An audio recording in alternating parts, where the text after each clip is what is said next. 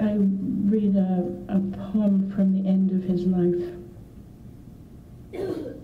In this poem, he's a middle-aged man and very prosperous. The poem is called Farm Garden. By the time I was 36, I had been sold 3 times. I had spun money out of sweat. I'd been cheated and beaten. I had paid an enormous sum for my freedom. And 10 years farther on, I've come out here to my garden at the first faint hint of light to inventory the riches I now hold. My potatoes look fine, and my corn, my squash, my beans.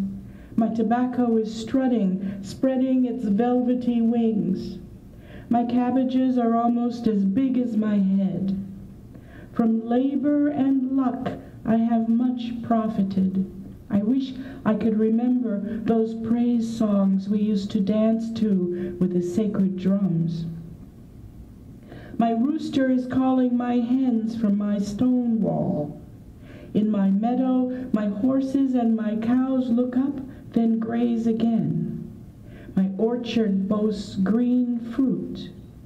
Yes, everything I own is dearly bought, but gratitude is a never-emptying cup. My life equal measures pain and windfall.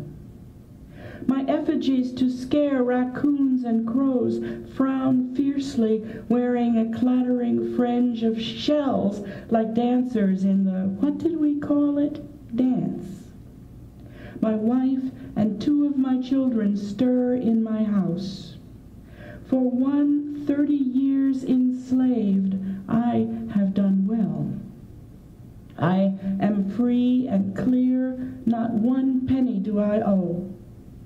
I own myself, a $500 man, and $2,000 worth of family. Of canoes and boats, right now I own 29. 70 acres of bountiful land is mine. God or gods, thanks for raining these blessings on me. I turn around slowly. I own everything I scan.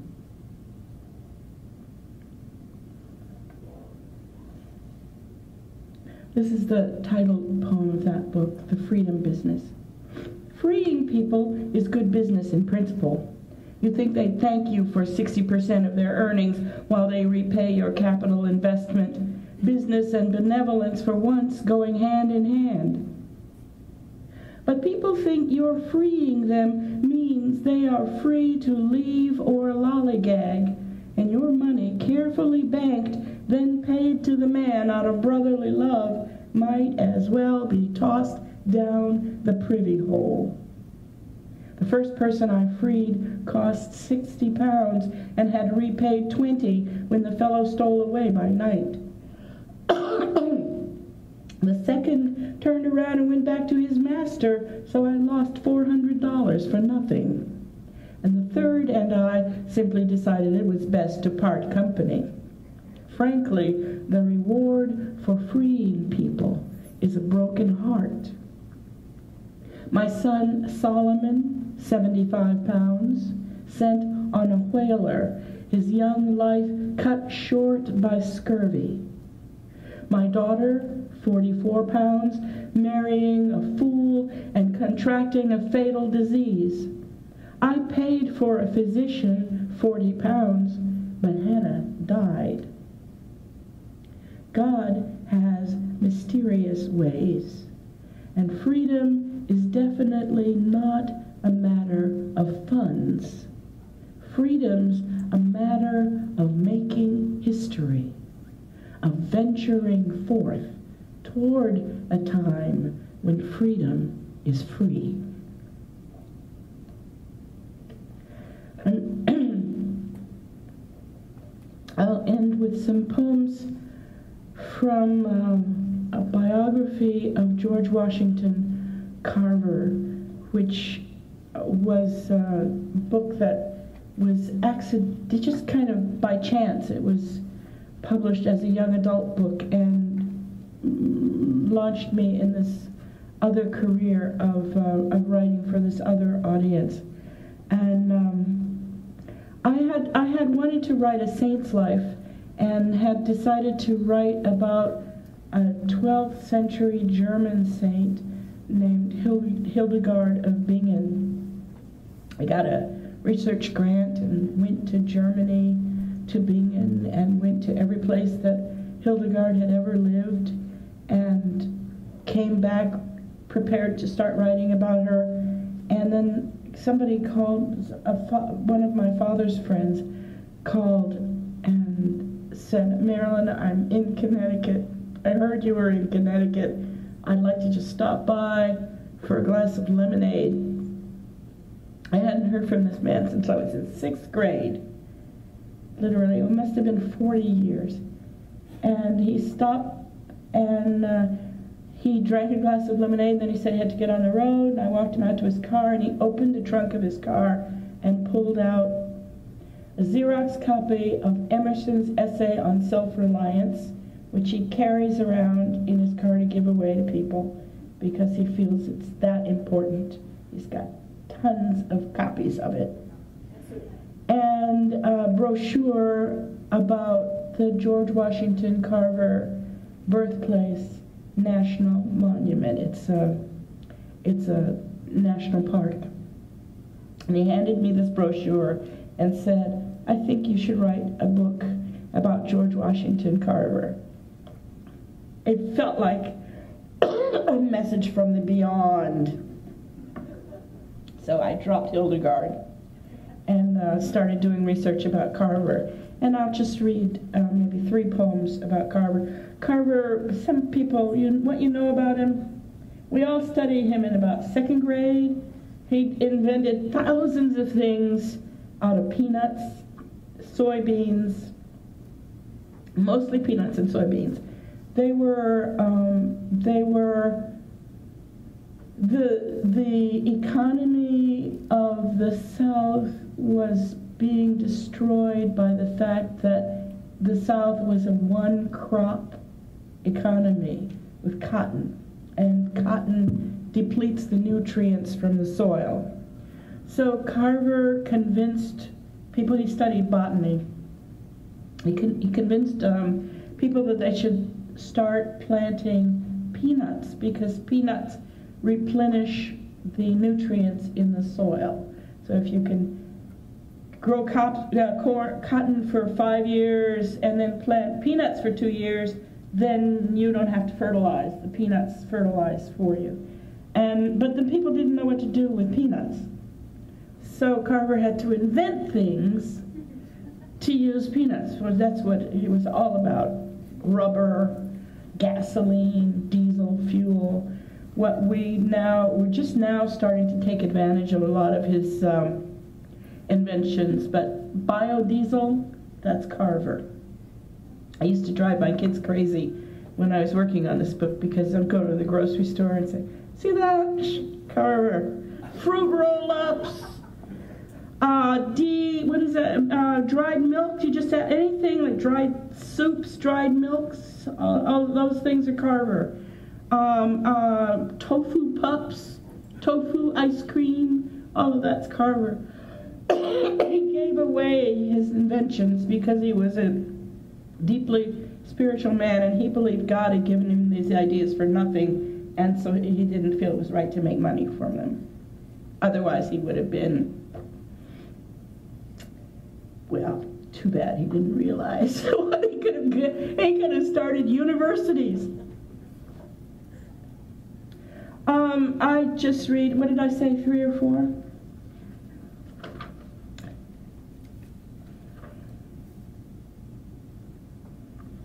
This is a poem. Carver was born a slave, and he and his mother were stolen. He was born a slave toward the end of the Civil War. He and his mother were stolen and taken south when he was an infant, and the people who owned them sent someone to look for them, but the searcher came back only with the baby, never found the mother. So the Carvers raised George and his older brother as their own children. And when Carver was about 11 years old, it was clear that he was a genius, but none of the schools near where they lived in Missouri was willing to educate him, so he had to go off on his own to get an education. And he traveled around mostly the Midwest for about 10 years, educating himself in country schools, and finally was accepted at Simpson College in, I think it's in Iowa, and then Iowa State, and then went to teach at Tuskegee Institute. So this is a poem about his early years when he's a child. It's called Watkins, Laundry, and Apothecary. I'll just read two. The speaker of this poem is Mariah Watkins, an African-American midwife whom he lived with when he first left the Carver home to find a school.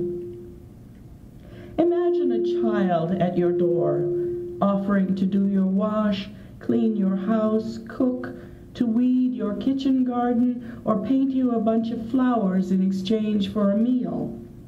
A spindly 10-year-old, alone and a stranger in town, here to go to our school for colored children. His high peep brought tears, sleeping in a barn and all that. Nary mama nor kin, but only white folks he left with their blessing. His earthly belongings in a handkerchief tied to a stick. I've brought a house full of children into this world, concentrating on that needle's eye into eternity, but ain't none of them children mine. Well, of course, I moved him on in. He helped me with my washings, brought me roots from the woods that bleached them white folks' sheets brighter than sunshine. He could fill a canning jar with leaves and petals, so when you lifted the lid, a fine perfume flooded your senses. White bodices and pantalettes danced around George on my line.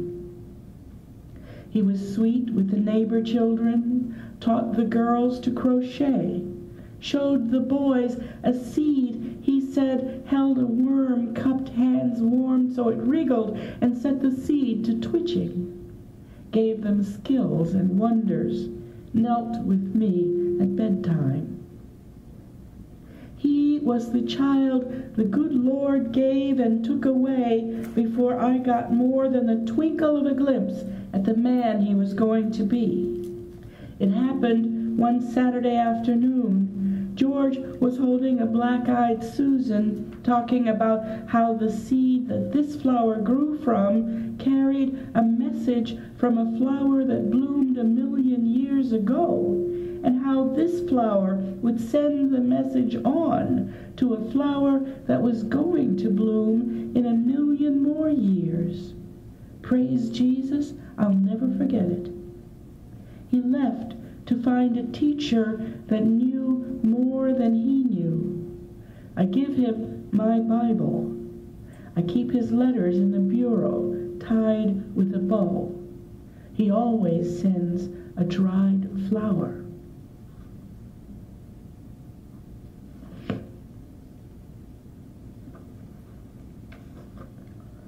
Did I say it should be 2, 3? I don't remember now. But I guess it'll be 3, because I see this one and another really short one I'll read. This is called Chemistry 101. It's the first year of Carver's teaching at Tuskegee Institute. Tuskegee Institute was a school that was founded by Booker T. Washington. All of Booker T. Washington's fame centered around this school, where children of slaves were taught to do useful things Booker T. Washington didn't believe in liberal arts. He believed in technical training. So they were trained to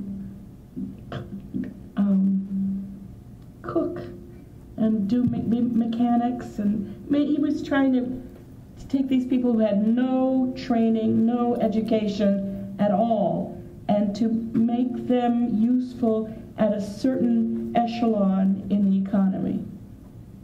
And when Booker T. Washington asked Carver to join the faculty at Tuskegee, he asked him to start a school, a department of science. There had been no science taught at Tuskegee. There was no equipment, there was no laboratory. All Carver had was a microscope that had been given to him by his professors at Iowa State. He arrived with a microscope, and everything else that he needed in a laboratory to teach people science, he had to have people make. So that's what this is about, Chemistry 101. A canvas apron over his street clothes, Carver leads his chemistry class into the college dump. The students follow a clack of ducklings hatched by hens. Where he sees a retort, a Bunsen burner, a mortar, zinc sulfate, they see a broken bowl, a broken lantern, a rusty old flat iron, a fruit jar top. Their tangle of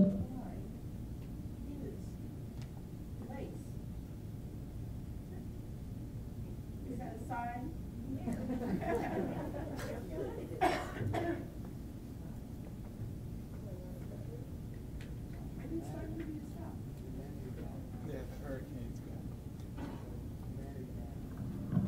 Hello.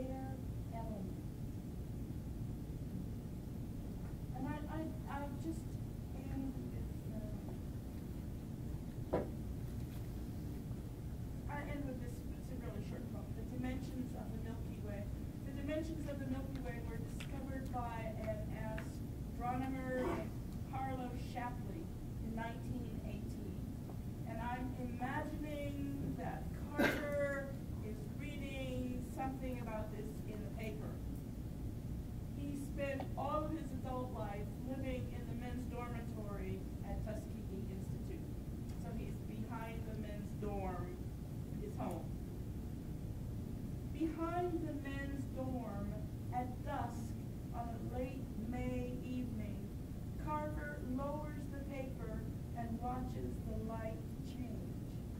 He tries to see Earth across a distance of 25,000 light years from the center of the Milky Way. A grain of pollen, a spore of galactic dust. He looks around. That shagbark, those swallows, the fireflies, that blasted mosquito, this beautiful world. 100 billion stars in a roughly spherical, flattened disk with a radius of 100 light years. Imagine that. He catches a falling star. Well, Lord, this infinitesimal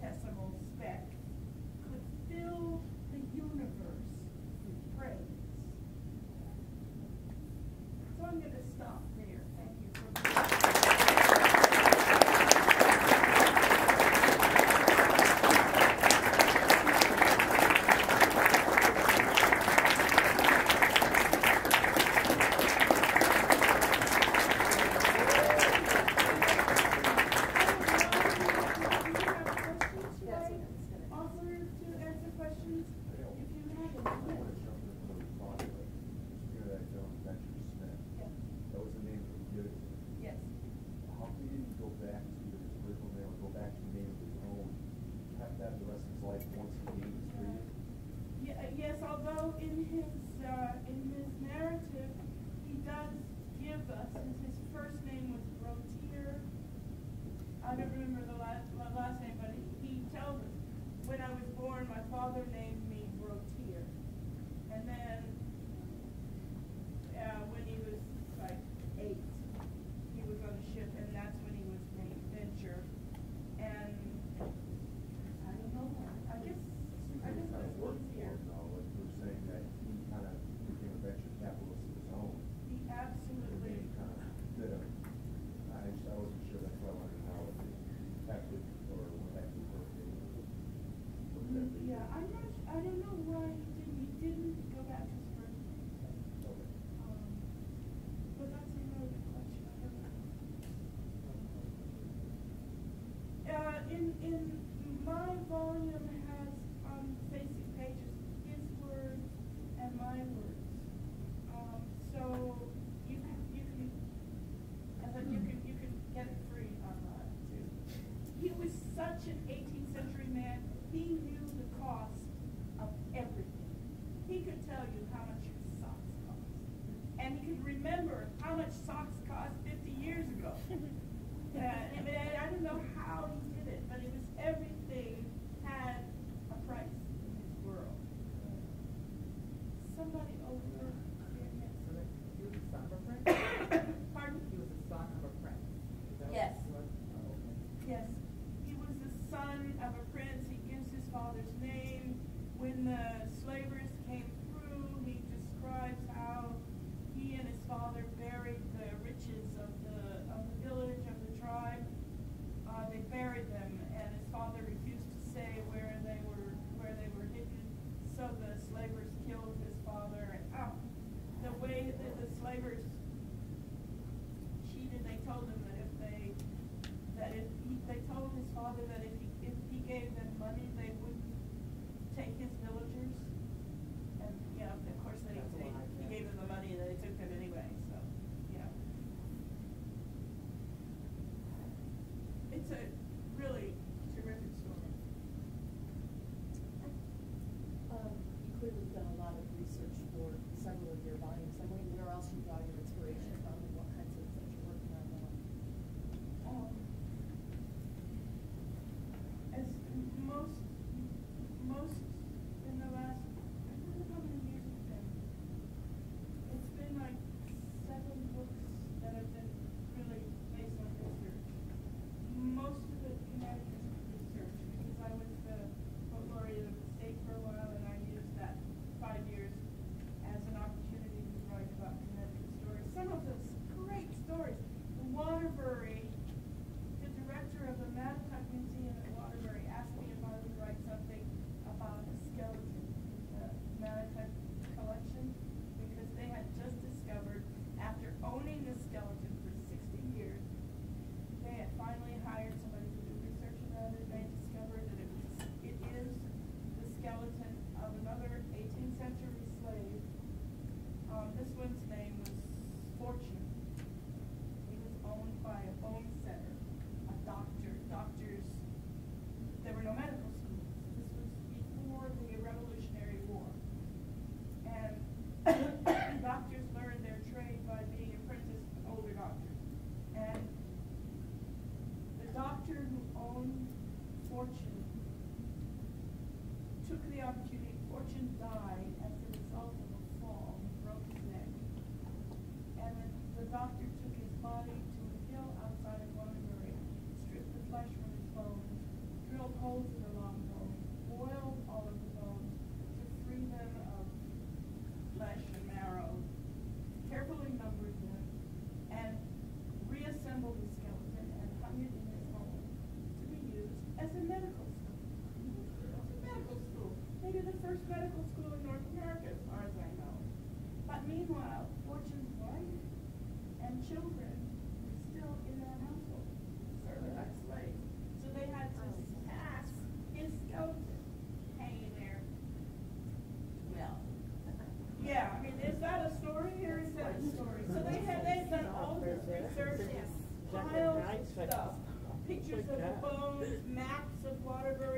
showing where slaves were in this, at this time. This doctor owned most of the slaves in town. They just handed it to me and said, please, here, do something for us. What an honor it was to write about that story. And then I wrote about Tunxis, who started a school in 1833, I think, a girls' school.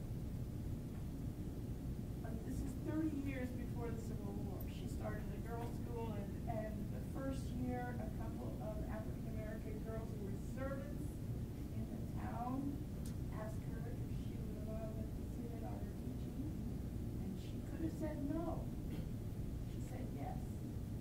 The state passed a law against this, but she and the girls were harassed, the well was poisoned, the building was set on fire. She finally gave up, but she did. And the girls who were students in that school, 1833, they came from New York and Philadelphia and Boston because it was the first girls' school that African-American girls could attend. Prudence Crandall had the choice of closing the school as people wanted her to do. Instead, she took out ads in the abolitionist newspapers announcing that she was opening a school for young ladies and little misses of color. So that was another story I thought really lucky to write about. What I've been working on lately is a book of partly memory and partly research about growing up in the 50s. I'm a baby boomer. And my dad was a Tuskegee Airman who stayed in the service. So I grew up, as I said this earlier, I grew up in a military family and in a rather special, especially privileged way, because no matter what was going on off base in the 50s, when we drove onto base, our car was saluted because my father was an officer. So we lived this life of privilege. So I've been writing about that, and then that book will be coming out in 2014. And just recently, I have a picture of my mother in the class of second graders she taught in 1954 and 55. 54 was the year of the Brown versus Board of Education, the Supreme Court decision about school integration. My mother that year was teaching second grade on an Air Force base in Kansas. And in this class picture, she's sitting smiling at the teacher's desk in front of the blackboard, and there are 20 second graders around her. They're all white. And I don't know how often that could have happened in 1954, but I enlisted a group of 20 white American poets who were in their 60s to write, each of them is writing poems in the voices of those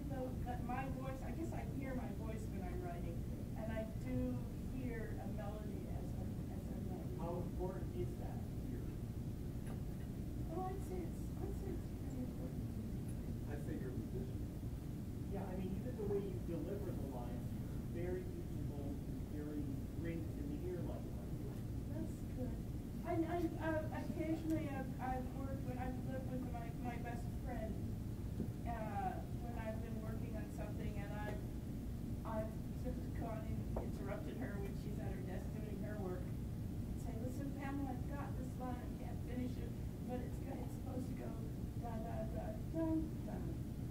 And it has to, the sense of the sentence has to lead you to that music.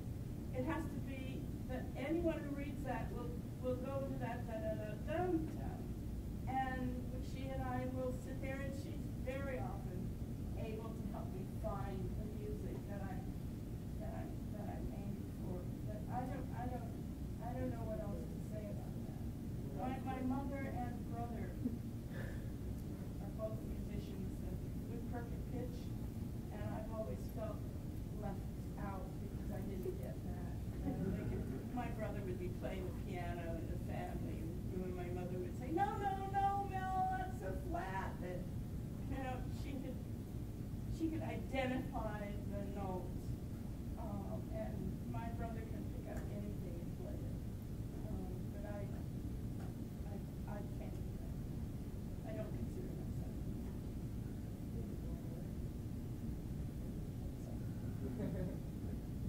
I guess when being a writer and all really about the book, is there a book that you have that's your favorite book? Not necessarily like poetry wise, but a book that has like stuck with you for like years? There's so many. During the 2 days, 2 days or 3 days of power, I live in a big house. I bought a big house to invite young writers to come out and spend some time in the country to write. So I have a lot of rooms, a lot of bedrooms, and every room has bookcases. And during these days, I went through all of the bookcases and picked out books that I could sell, like get rid of, because I'm hoping to sell a house and move. And there are so many books I couldn't bear to let go of. So that it would be those, but I can't really say what they are. Some of them are poetry, some of them are comic. I can't say that I have a favorite. Was it author that inspired you? A lot. Like I'm pretty sure you're getting inspiration like from everywhere and little objects. Like is there like one or like what could you do? You know what? I never looked at it that way or something. I remember when I was a freshman in college, I read a book of poems by a poet who was then called Leroy Jones. I think the book was called Preface to a 20-volume suicide note.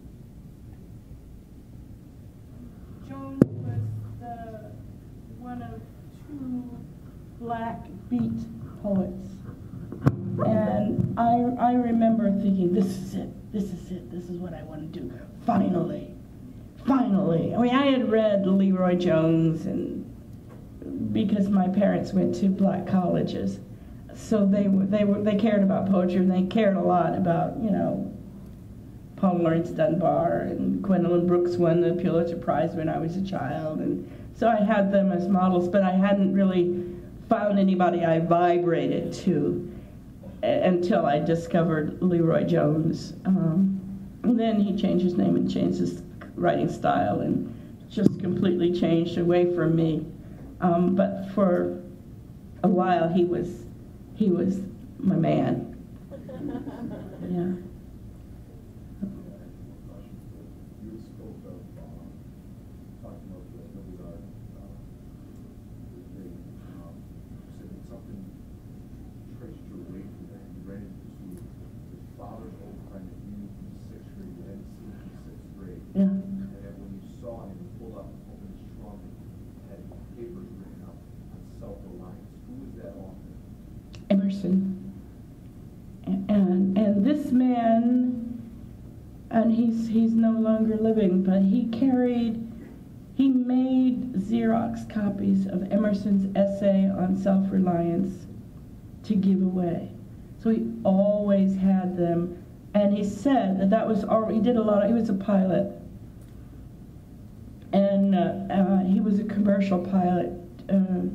He wasn't a Tuskegee, he was the generation after the Tuskegee Airmen, but he was a pilot in the Air Force. And then he decided that he was flying bombers, and he had this revelation that he couldn't drop a bomb on people, so he had to get out of the Air Force and start all over again. And he started all over again and had a second career with American Airlines as a senior pilot, one of the first African-American commercial pilots.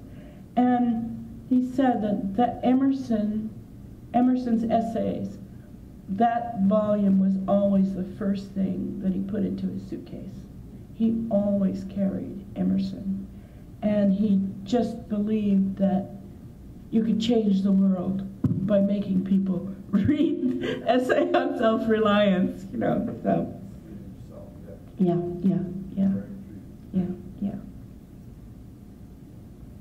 So we want to move on, no? No, you can say Because you're planning to read, huh? Thank you.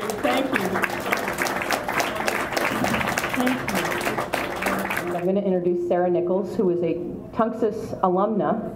Well, she's actually an ongoing Tunxis student. I shouldn't say that. She still comes back once in a while. But Sarah was selected as one of the Connecticut Poetry Circuit student poets a few years ago, and she actually has a chapbook of her own coming out. Buy it. Finishing Line Press. So there are postcards, promotional postcards for her collection in the back. But I'd like to call Sarah Nichols to the podium and have you read a couple pieces, a couple poems. Give it up.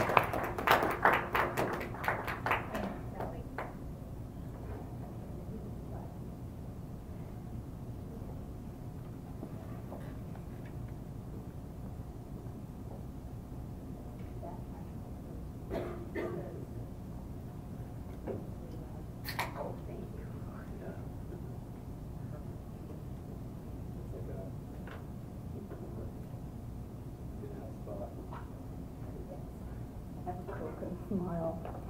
Coca-Cola, the official soda of the poetry slam.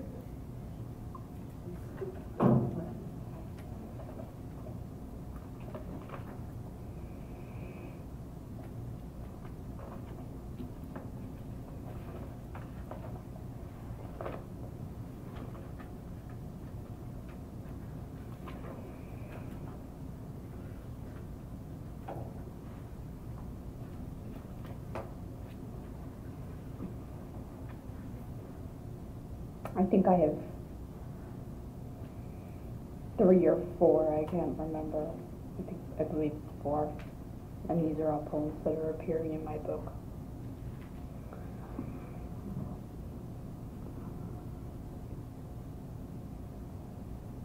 And thank you everyone who is staying. I appreciate everyone who's willing to listen to me, always. And hello, my name is Sarah Nichols.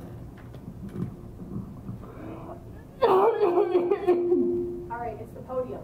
We figured it out. Yes. No, I ate a piece of tortilla chip and I think maybe it went down the wrong way. Okay. This first poem is called Tiger Lilies. Okay. Can everyone hear me? Yes, they can. All right.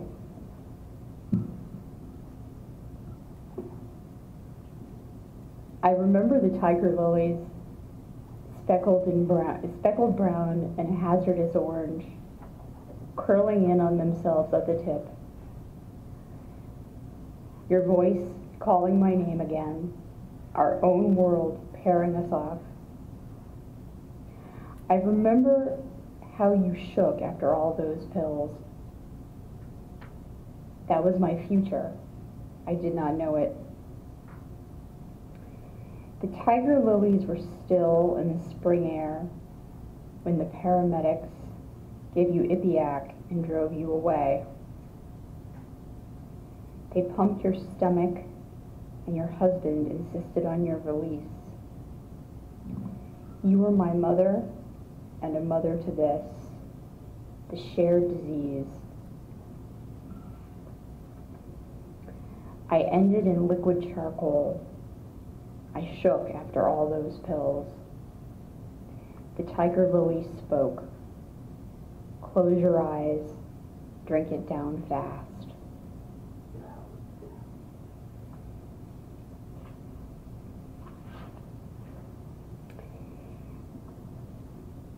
The next poem is called The Advanced Motel, and I have a quotation from a song by the singer Nico Case from her song Prison Girls, and the quotation is, "Where am I tonight? My hotel room won't remember me, and this dream will die by morning, and this dream will not remember me." There used to be names for places like this: Hot Sheet, No-Tell. Names from dime pulps with exaggerated bodies on the covers. Now they are just sleazy drive-bys for crack deals, maybe. Hookers. I lie in one of those rooms now. The bed's a home for the gurgling heart of a man I do not know. He bought me black lingerie and I wear it, shutting out the light of midday. My mother told me not to lead you on.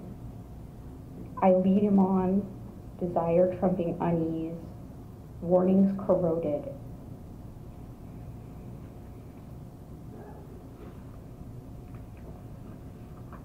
I lie there, a metamorphosis, a mistress, a woman with scarlet hair on an angular divan, a skeleton awaiting her flesh, a gallery burning as I disappear.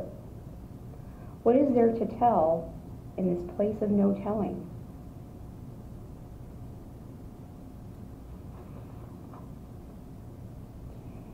The next one is called The 39 Steps, and that's a reference to the old Alfred Hitchcock movie. And, well, it's just a reference to the old Alfred Hitchcock movie. It was a week or so after you'd left, and you wrote to tell me that, yes, you were reading the messages I'd sent, and yes, you were a coward who knew that if this was a military situation back in the day, you would probably be shot, and that yesterday had been a rough day in your new sobriety, what with your alcoholic father and the snow.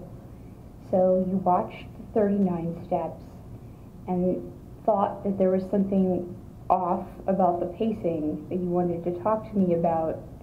And what I wrote back, I think I missed. May I start over? Thank you very much. The 39 Steps, I apologize for that.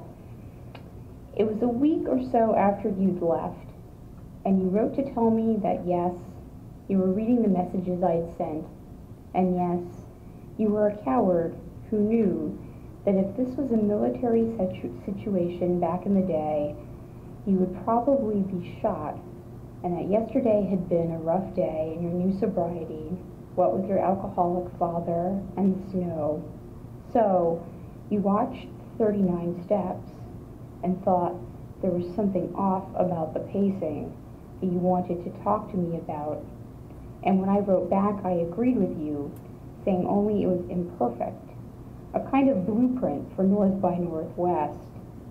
But all I thought about was the hero and heroine handcuffed together, and how once you told me that you'd imagined us in a theater, drawn into that poisoned Hitchcock dream world while we burned like nitrate stock, and I wonder which plot we're acting out now.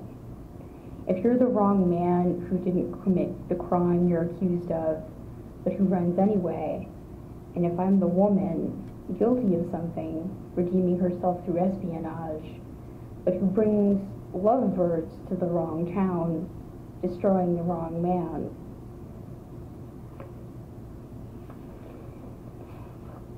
And this last one that I'm going to read is called Assumptions of the Skin. That one just sounded wrong, but I know it's not wrong. This is called Assumptions of the Skin. February tasted like turpentine and grief. Our bodies after the last time, the stuttering hunger of acid in the throat. My nights were fantasies of knives and those divine wind fighters giving their lives for emperors or lovers. An empire of skin, love as granular as smoke. Thank you everyone for listening to me.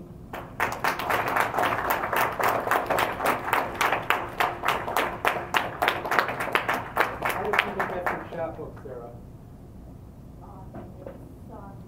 Order it through Finishing Line Press? Yes.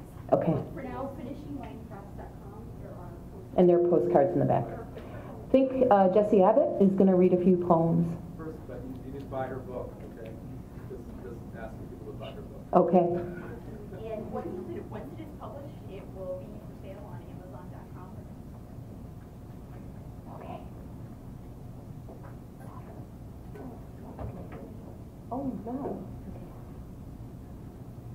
Esteemed colleague Jessie Abbott at the podium.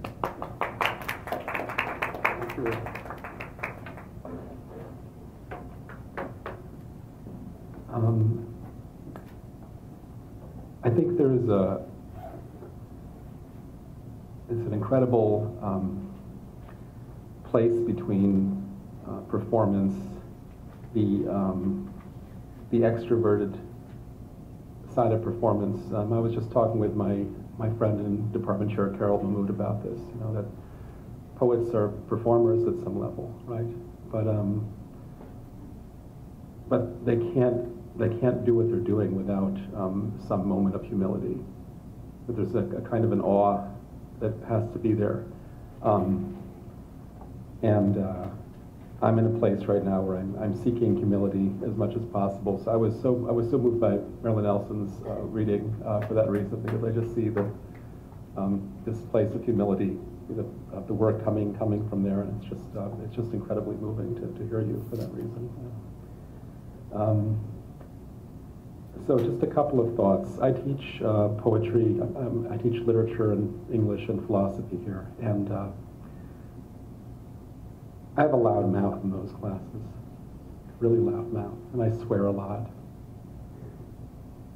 And in, I think, both those classes, I've talked about the difficulty we have as human beings with two poles. We think about the range of human devastation and possibility. You think about a universe in which the Holocaust or Hiroshima and Nagasaki can happen, right? That's one side of things. Like, we call this in philosophy the Odyssey, the branch that deals with why bad things happen to good people, that kind of thing. Like, how is that possible? For there to be some kind of divine plan and for those things to happen. On the other side of things, there is something called the anthropic principle, in which some thinkers have proposed there is an incredible truth, there's an incredible discovery that if we were to modify, if one modified the basic laws of the universe, like gravity, electromagnetism, the strong or the weak nuclear force, those kinds of things, by 1/billionth of 1%, conscious life would not be possible in this planet. Okay, so you think about that. And if that doesn't fill you with utter awe, I don't know what would. Okay? So,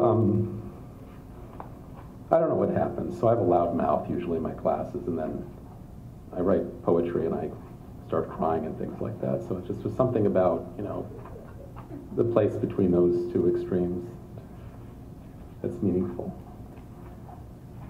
I'm going to read about that place a little bit. There are people we call shamans, and They do two basic things. They take pathogens out of people who are sick. They're sort of magic darts or bullets that bad people can put in you. Okay, that's the idea. And it's like a pathogen. It's something that the shaman has to extract. Okay, that's one thing shamans do. This is Mircea Eliade, a great historian of religion of the 20th century. I mean, there's a lot of controversy about who constitutes a shaman and those kinds of things, and anthropologists bicker about this a lot. But anyway, there's two things. The one is the extracting magic darts or pathogens, and the other is finding lost soul parts. People lose parts of their souls, right? And they're somewhere in the universe, and shamans are supposed to be able to bring them back and put them back inside of you. But maybe sometimes they don't always find their way back. A part of me now severed finds its way is the title of this poem. There are people who supposedly can look for the lost parts of us and hook them back in place. But I am thinking now that sometimes these pieces have wills of their own and either find their way back home or move on to journey by themselves, quietly or loudly, troubled or free. A part of me, now severed, finds its way into a song. And so I rendezvous with different verses and melodies, hopeful that I'll locate this jigsaw piece of spirit, this color of my inner eye, this wisdom tooth of soul space, whatever the hell it is. It's something I really can't name, but I think it's fair to say what it is not. It isn't a bone or an organ or vein. It isn't even a thought or memory. But it has a rhythm that connects a space between image and harmony, the spouse of my heart, in exile and rejoined to me as it sees fit. It will not fit here readily, but I come closer to its breath as I measure out these words. I mustn't surrender to each whim of this part, but I do need to forgive it its vagaries. It has or is the wetness of tears, the gap within silence. I forge away when it forgets me. I pray for a long holiday when it remembers. I sit as peacefully as I can, recalling it.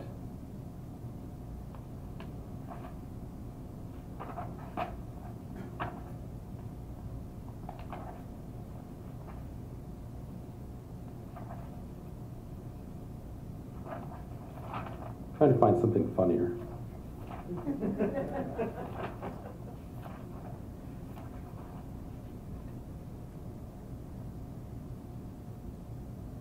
This kind of made more sense on the internet when you could click a hyperlink and it goes somewhere else. This is the DTM, the initials DTM at the bottom of the poem refer to Dennis the Menace. Okay. And if you clicked on DTM originally on that website, it clicks to a Dennis the Menace cartoon, right? Okay, so this poem is entitled Dennis Sinned, and it's about something in our recent historical reality, the United States. Dennis sinned. Love the hate, but hate the hater. Love the wait, but hate the waiter. Love the one whom hell waitlisted, hate the hell that God evicted. Love the place Guantanamo, hate the tortured logic though. Guess there is no precedent for DTM crowned president. That was about the last president, not the current one. This is also about Bush. If the president, I wrote these in 2008, and I was looking forward to something else at the time. So if the president did poetry, is the title of this. If the president did poetry, we would be in another moment. What is gratuitously martial would be gracious, and what is sloppy and weak would be deadly. Or if the president did poetry, all his theo-thumping might bring miracles. The liars would lie down with those on the lamb, and angels would break bread and drink with a little guy. If this cat did poetry, the world might crack open, molecular bonds indeed tear, and air turn to dust. And then again, if he did poetry, I might do something else.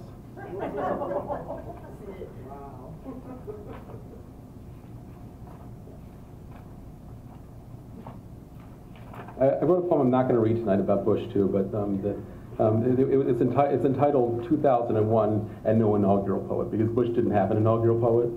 You notice that? And I'll read that. 2000.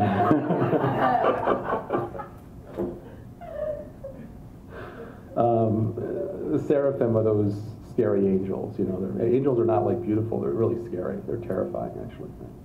The seraphim have not been fed, and so our present polity, smarmy and flat as hallmark cherub, passes undead for epiphany. And man, possessed by blue blood, bantam, cock, crows, he is God of vision. And never Ezekiel's fiery brass, or its kind, having seen, we concede.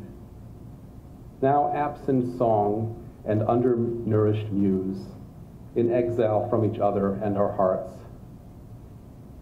demand responsible heresies, actions sung to quicken this dank, embalmed king and his rule, to feed the angels that spur on aching grassroots, to free our tuneful dreams from graven psalms.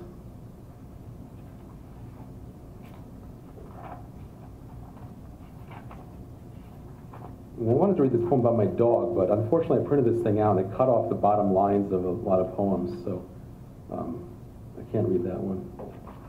But I'm going to read one more poem about my daughter.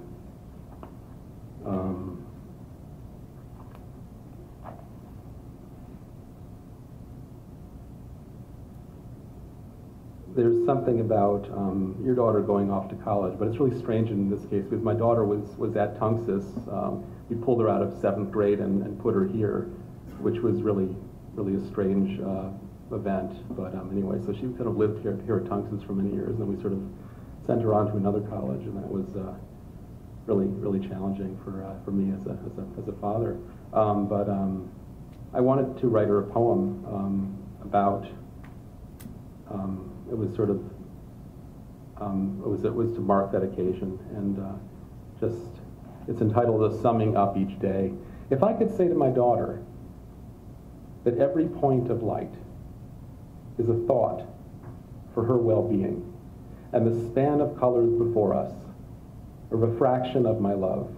If I could say this in a better way, or maybe not say it, but be a servant to a voice that can say these things more precisely, I would live and breathe and die and be reborn each day, a brighter point of light, a fuller span of hues, a man wealthier in what sense each of us must borrow as all knowledge is borrowed, despite our efforts to make it our own, or anyone else's, to make wisdom witherable and human. Though that which withers all understanding and lore, and human wisps, and hair, and skin, tone, and disposition, and pains and joys, in all their kaleidoscope of apparent patterns, all that fades in the garb of a greater pattern, an impossible yet truer love, and all I cannot say but stumble willingly to tell, can be given if she can catch the light that does not stumble, the light in the corner of my eye that catches all I may not be, yet I'm allowed to see. Thanks very much.